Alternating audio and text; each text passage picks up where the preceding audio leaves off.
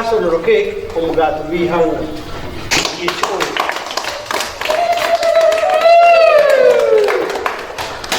tutahemo amaize nagayigenda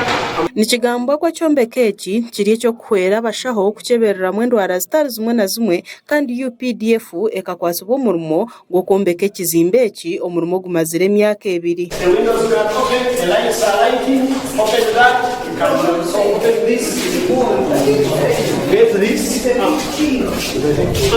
Okwombeka ekyombeka eki kumazire sente zirikwingana miliyoni 9 eza Uganda ekyabebembezi b'irwariro basimire UPDF.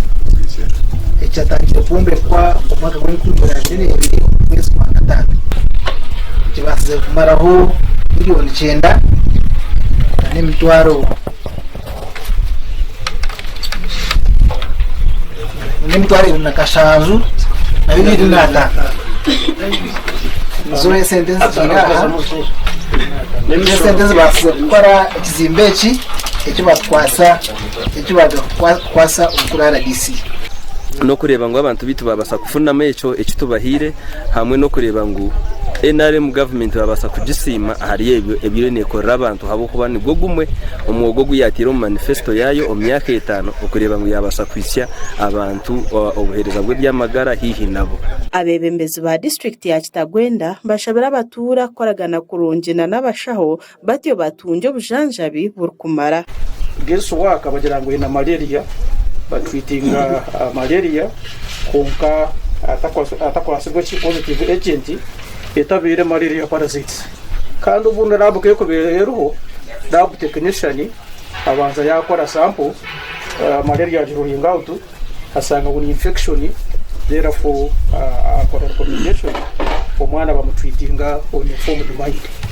abo kugira ngo baza gutandika kuza omwanya ogushemerera convenient ubwo kushitama mu program no mubira akiringa at home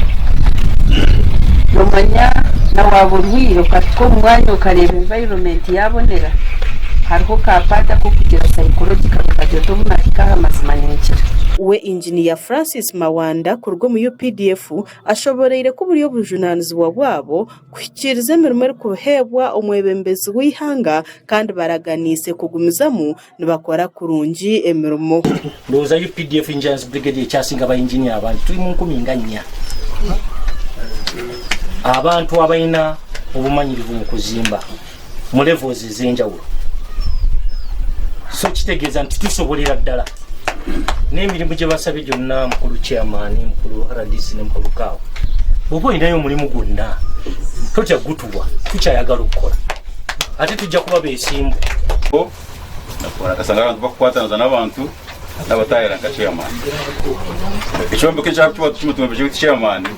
haba hazogerera kandi nakora tukasaba abantu bakunda hakora tukusima na government yawe ati nyonka kavugira sero ni mu cyombo k'echo muri atwineri ni munando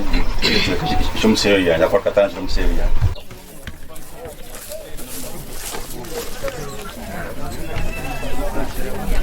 amakuraga gashakwa Sharifu Murungi hawa Sky Television Hagenshong.